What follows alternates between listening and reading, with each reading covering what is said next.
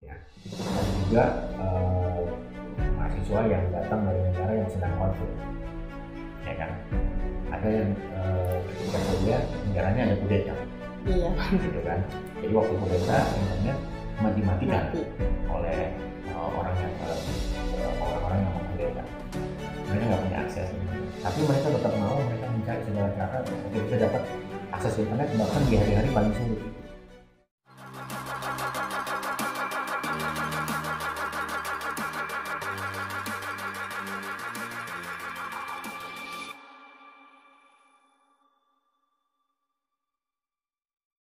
Assalamualaikum warahmatullahi wabarakatuh. Selamat siang. Hari ini bersama saya Windy Gabara. Kita ada di agenda AIG Corner. Pada siang hari ini berkesempatan ada Pak Philip J. Permonte yang sudah meluangkan waktunya untuk hadir bersama kita di tengah-tengah kita. Dengan kita akan membahas tema mengenal lebih dekat Universitas Islam Indonesia Internasional. Saya ucapkan terima kasih Pak Philip atas waktunya. Ya, ya Pak. Jadi ini kan seperti yang kita tahu ini UI ini universitas yang cukup baru dan fokus terhadap kajian dan peradaban Islam tentunya. Nah di Indonesia sendiri ini kan baru terhitung baru dimulai dari 2016 dan Bapak sebagai dekan FISIP dan sosial di UI ini kita pengen lebih kenal dulu nih. Memang ini sudah cita-cita dari awal atau seperti apa? Ya, memang betul ya, universitas ini masih baru dan universitas ini didirikan oleh pemerintah Indonesia untuk menjadi sebuah universitas yang berorientasi internasional. Itu yang pertama. Yang kedua, oleh pemerintah universitas ini dibangun juga karena untuk menyampaikan kepada dunia kira-kira gitu ya, pandangan-pandangan kita di Indonesia, pengalaman kita di Indonesia terkait dengan kebudayaan kita, juga misalnya proses-proses dinamika masyarakat Indonesia ya yang sedang melakukan demokratisasi.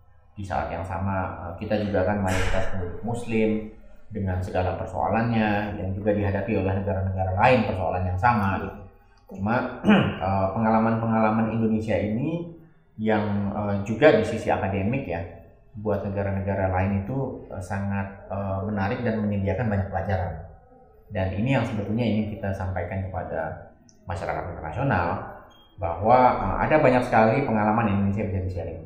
Di sisi yang lain, sebetulnya kita ingin juga menambah komponen pluralisme, karena yang akan didatangkan akan diterima lebih banyak mahasiswa dari luar negeri, dan itu akan memperkaya juga gitu masyarakat Indonesia. Apalagi kalau misalnya mahasiswanya datang dari luar negeri, dia berinteraksi dengan mahasiswa dari Indonesia, itu kan nanti akan sama-sama belajar ya. Pikirannya akan mungkin pikirannya tabrakan, mungkin pikirannya sama, sehingga ada dinamika gitu, ada pertukaran pemikiran, ada pertukaran intelektual gitu. Dan kita harapkan dari situ akan berkembang berbagai kerjasama yang sifatnya lebih jangka panjang, karena kerjasama yang dibentuk oleh atas dasar saling pengertian gitu. Dan kita ingin memang hubungan antar masyarakat gitu ya, antara anggota masyarakat, antar mahasiswa itu lebih dikedepankan. Nah kira-kira sebetulnya visinya dimulainya demikian gitu. Latar belakang universitas. Ya kalau gitu kita kayak udah dengar nih spirit dan motivasi keberadaan UI ini sendiri ya Pak. Oke, selanjutnya ini kan kita tahu ini kan Anda sebagai dekan di UI ini juga menjadi seperti tantangan dan tantangan tersendiri buat Bapak. Kira-kira seperti apa Bapak akan menjalaninya? Universitas ini memang baru 2016 secara administrasi, keputusan pemerintahnya, keputusan presiden itu 2016. Kemudian baru mulai pembangunan fisik sekitar tahun 2017, 2018, mungkin 2018. Dan kita baru mulai menerima mahasiswa itu sebetulnya baru semester yang lalu, September. Iya. Jadi ini baru semester kedua di universitas ini. Dan karena dibentuknya memulai menerima mahasiswa baru ketika pandemi, tentu saja itu masalah ya. Dan apalagi kebetulan, tapi itu juga mungkin kebetulan juga dia di tengah pandemi, sehingga mahasiswanya yang internasional bisa mulai dengan online, dengan Zoom dan lain-lain. Jadi satu semester pertama itu kita online semua. Gitu, mahasiswa dari mana-mana, ada yang dari India, Pakistan, Mesir, Filipina, gitu ya, ada dari Afrika, itu semua online. Dan profesornya juga online, ada profesor dari Amerika yang ngajar, ada profesor dari Inggris yang ngajar, semua bisa online. Nah, baru mulai semester ini, semester 2, mereka datang. Kita bisa datangkan ketika situasi COVID-19 mulai menurun. Tetapi itu juga perlu persiapan juga gitu. Jadi di samping kita menyiapkan konten, materi akademik, gitu ya, kurikulum, memikirkan dosennya, memikirkan silabus, kita juga harus berhadapan sama soal-soal teknis terkait protokol kesehatan, gitu kan? Karena misalnya memastikan mereka semua sudah divaksin, di sisi kami di fakultas semua juga sudah divaksin, dan menyiapkan program-program mereka, mungkin kulturnya berbeda, datang ada banyak hal-hal yang tapi menarik gitu, karena kita mulai dari nol. Jadi semua sama-sama di sini di kampus ini sepertinya semuanya bersemangat, karena setiap hari itu ada sesuatu yang baru yang harus dilakukan. Nah, dari sisi kalau saya pribadi, saya diminta menjadi dekan Fakultas Ilmu Sosial ini ya baru ketika akan mulai tahun lalu gitu. Sebelumnya saya ada di dunia think tank ya, di dunia riset, di CSIS Indonesia, dan diminta menjadi dekan. Itu mungkin tidak terlalu pindah jalurnya, tidak terlalu banyak, karena sebagai peneliti di dunia think tank ya sama sebetulnya kan, esensinya kan memproduksi pengetahuan, membaca, menulis, kemudian terlibat dalam diskusi publik dan lain-lain. Cuma sekarang bedanya adalah sekarang harus memperhatikan pedagogi gitu ya, mengurus mahasiswa dalam kelas, di luar kelas dan lain-lain. Tapi pada prinsipnya mungkin sebetulnya lain pekerjaannya sama, cuma mungkin ada detail-detail yang agak berbeda. Nah, di sisi mahasiswa yang saya perhatikan menarik juga, dan ini mungkin penting ya untuk terutama kita yang di Indonesia, kita harus merasa beruntung bahwa Indonesia ini negara yang damai. Kita mau sekolah bisa. Kira-kira gitu ya. Sekolahnya ada, gitu kan. Dan ada banyak mahasiswa kami yang dari luar negeri itu waktu online misalnya itu amat kesulitan gitu. Mungkin dia datang dari daerah yang misalnya ya jaringan internetnya tidak lebih baik daripada Indonesia, dan mereka berusaha keras untuk bisa mencari tempat di mana mereka bisa kuliah. Ada juga mahasiswa yang datang dari negara yang sedang konflik, ya kan? Ada yang ketika kuliah negaranya ada kudeta, gitu kan? Jadi waktu kudeta internet dimatikan oleh orang-orang yang mengkudeta. Mereka nggak punya akses internet, tapi mereka tetap mau, mereka mencari segala cara agar bisa dapat akses internet, bahkan di hari-hari paling sulit itu, gitu kan? Mereka cari yang dekat kedutaan asing, dia bisa mereka kuliah gitu, karena mereka ingin kuliah gitu. Dan karena itu menurut saya baru jalan mau setahun ini, dari sisi isu-isu, dari sisi kemanusiaannya, humanitinya gitu, bukan dari sisi akademik, bukan dari sisi apakah kita memproduksi pengetahuan, itu kan masih berjalan, tapi dari sisi kemanusiaan aja kita udah lihat nih bahwa inisiatif pemerintah Indonesia untuk menyelenggarakan pendidikan internasional ini, beasiswa, terutama untuk ini beasiswa terbuka mahasiswa Indonesia maupun asing.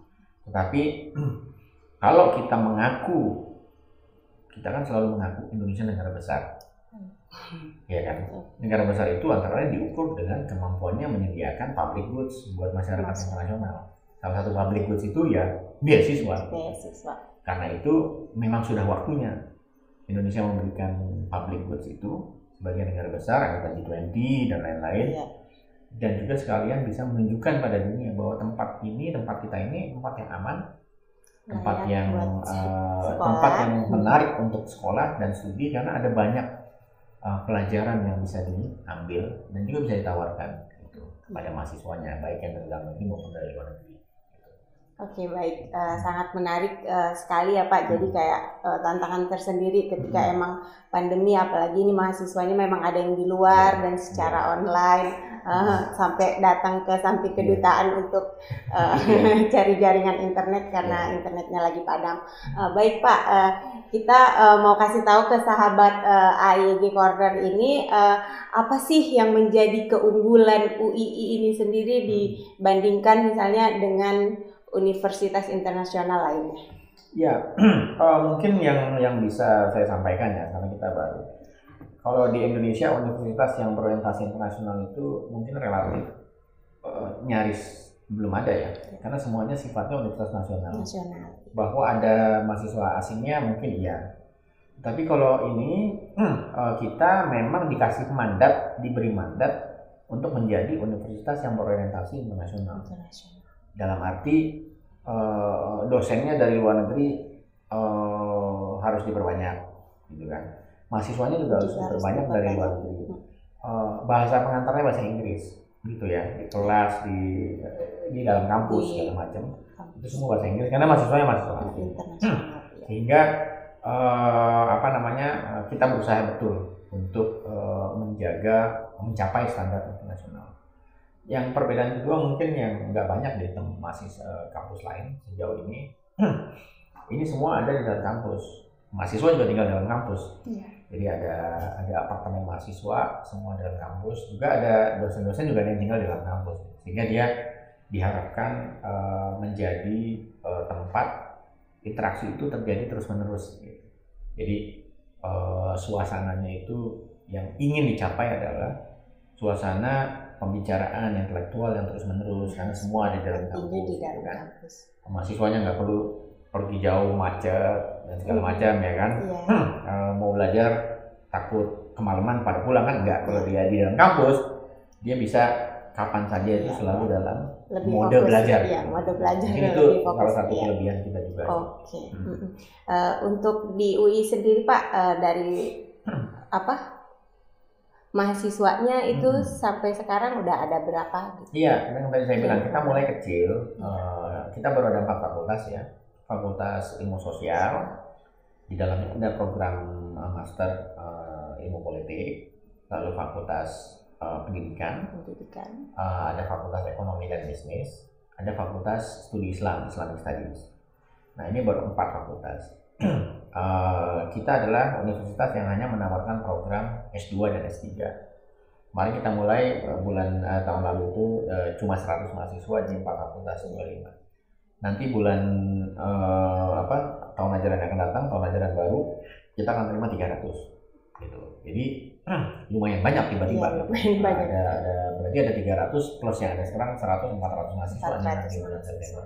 Semua untuk program S2 sama S3 gitu. Dan mungkin itu juga bisa, saya nggak tahu juga di universitas lain, tapi mungkin itu bisa jadi salah satu universitas dengan mahasiswa S2 S3 paling banyak. Terbanyak saya nggak tahu, tapi mungkin salah satu yang paling banyak gitu ya. Kalau ada 400 itu banyak berarti. Mungkin itu semuanya beasiswa ya Pak? Sejauh ini semua beasiswa. Mungkin yang akan datang itu tadi yang kita sediakan beasiswa itu 200 beasiswa master dan 100 beasiswa doktor, ya kan. Tetapi kita ada rencana juga, mungkin yang daftar kan lebih, karena waktu tahun lalu kita buka untuk yang angkatan pertama itu kita terima 100, yang daftar 1000. Wah, gitu. Ada banyak sekali gitu. Tapi kita cuma punya beasiswa untuk 100 karena waktu kita baru uji coba. Besok kita ada beasiswa untuk 300. Mungkin yang lamar lebih banyak pasti. Nah, kita mungkin akan membolehkan kalau mau bayar sendiri. Tapi itu belum diputuskan gitu ya. Karena cukup sayang juga kalau ada banyak yang baik-baik, yang bagus, tetapi kapasitas kita cuma 200 atau 300. Sayang juga kalau mereka memang sangat berminat kuliah di sini, mau membiayai dirinya sendiri, ya mungkin boleh juga gitu. Ya, dan tapi itu di UII meski sejauh ini belum diputuskan, tapi ya mungkin bisa jadi bahan pertimbangan gitu ya Pak. Untuk di UI sendiri kan Pak, ada tadi disebutkan salah satunya adalah Fakultas Ilmu Sosial. Nah, bagaimana ilmu sosial yang dipelajari di UI mampu mendukung pertumbuhan dan perkembangan peradaban Islam di Indonesia khususnya?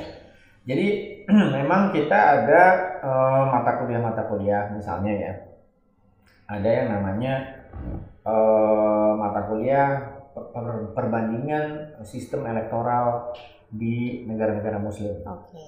Ya kan? Jadi kita ingin tahu bagaimana misalnya di negara-negara Muslim societies itu kompetisi politik dijalankan. Nah, mungkin dari situ kita bisa melakukan perbandingan ya. Atau ada juga misalnya kajian-kajian tentang hubungan antara agama, negara, dan pembangunan, ya kan? Nah, itu ada pelajaran-pelajaran bagaimana modal-modal pembangunan itu dimiliki oleh masyarakat Muslim. Tetapi juga ada mata kuliah yang sifatnya adalah karena kita namanya Universitas Islam Internasional Indonesia, bukan berarti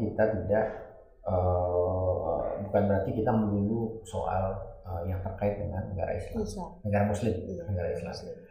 Jadi yang kita dorong juga adalah mata kuliah yang memperlihatkan bagaimana masyarakat Muslim berinteraksi dengan masyarakat di luar masyarakat Muslim. Gitu. Jadi ada misalnya mata kuliah hubungan internasional yang sifatnya umum, gitu. Atau teori-teori hubungan internasional itu juga sifatnya umum. Atau teori-teori politik juga sifatnya umum. Dan di sisi yang lain ada mata kuliah yang dicoba dibikin spesifik gitu ya. Kalau di sisi hubungan internasional misalnya yang spesifik tentang Muslim Societies itu misalnya ada mata kuliah Muslim Societies and Global Affairs, ya kan? Itu yang mengajar Profesor James Piscatori. Dia ini scholar yang salah satu yang paling terkenal di dunia yang mengajarkan itu, dia di Inggris. Karena dia sekarang masih mengajar masih online. Tapi ada mata kuliah itu. Semester kemarin ada Religion, State and Development yang ngajar Profesor Ahmed Guru dari Amerika, dan sama tuh terkait dengan soal-soal tidak hanya dunia Muslim, tapi juga dunia non Muslim, dan bagaimana ekonomi berkembang dan politik.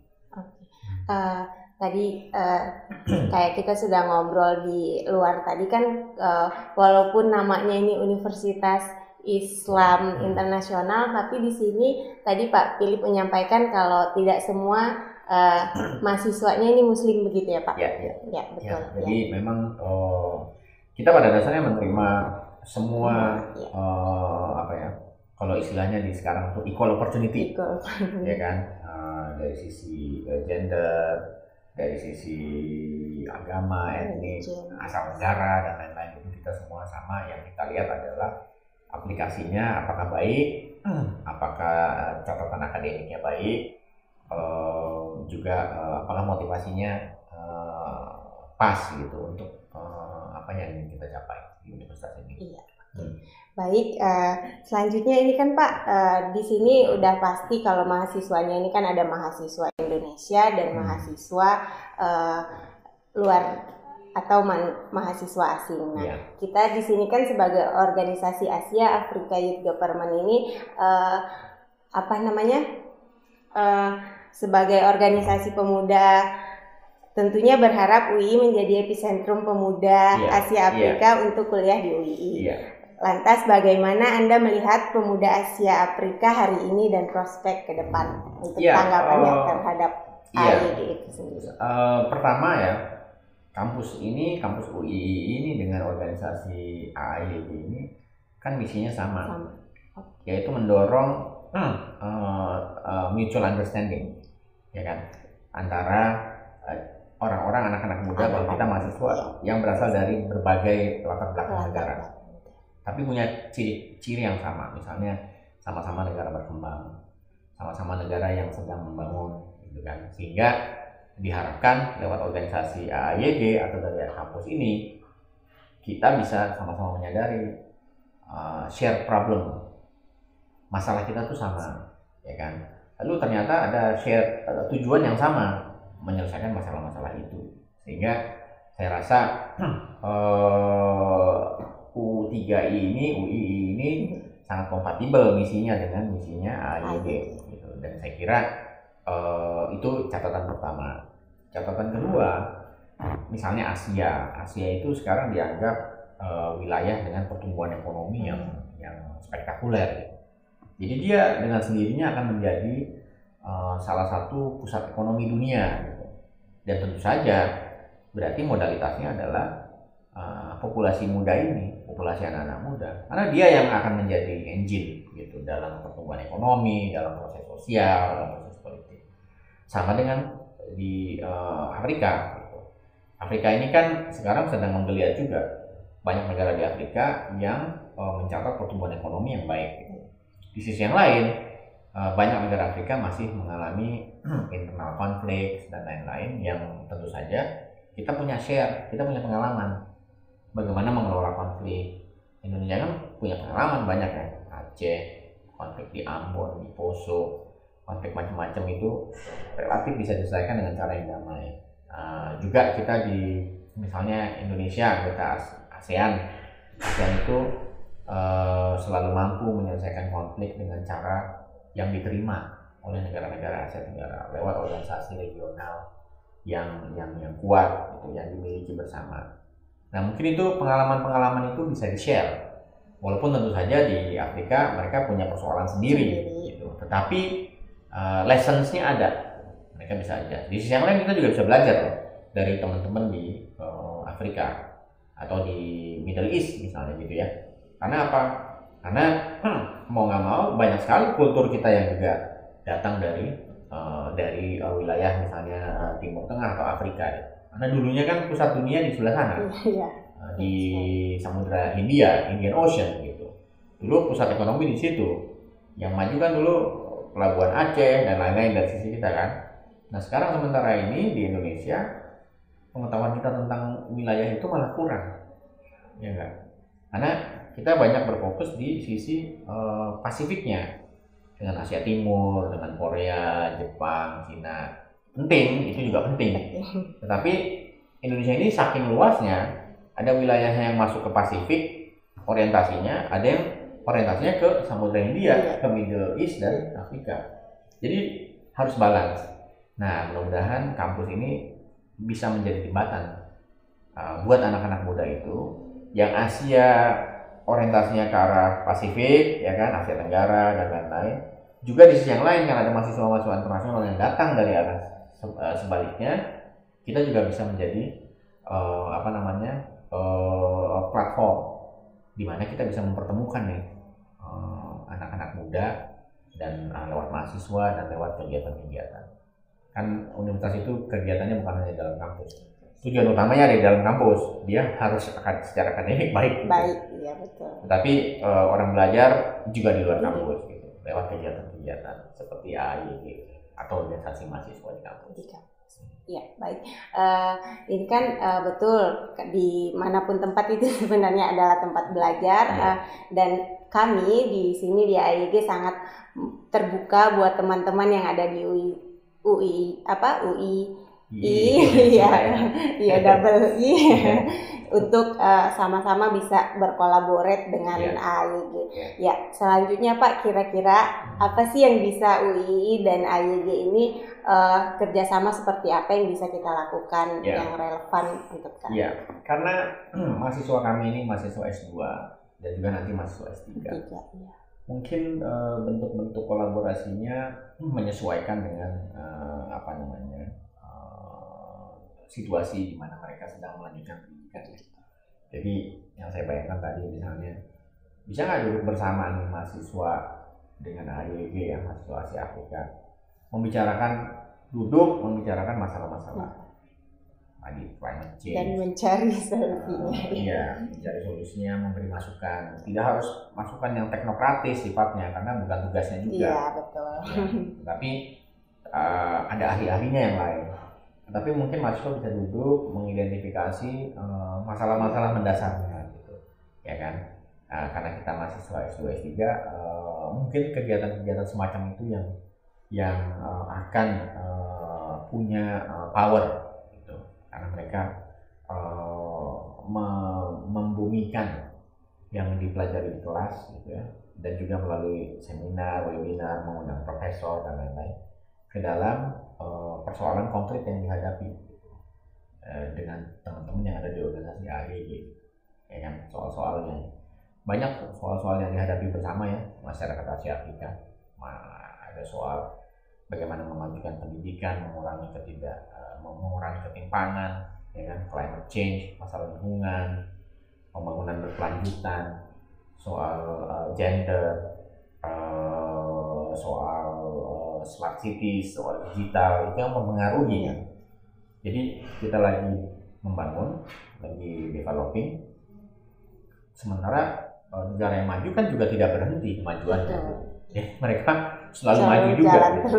Jadi tugas kita nih jauh lebih berat. Kita harus melakukan hal-hal mendasar yang belum kita punya. Di sisi yang lain, ini kemajuan jalan terus, harus dikejar. Nah, ibaratnya kerjanya harus 2 kali lebih keras. Iya, betul. Dan itu hanya bisa dilakukan kalau berkolaborasi. Nggak mungkin kita bisa mengerjakan sendiri.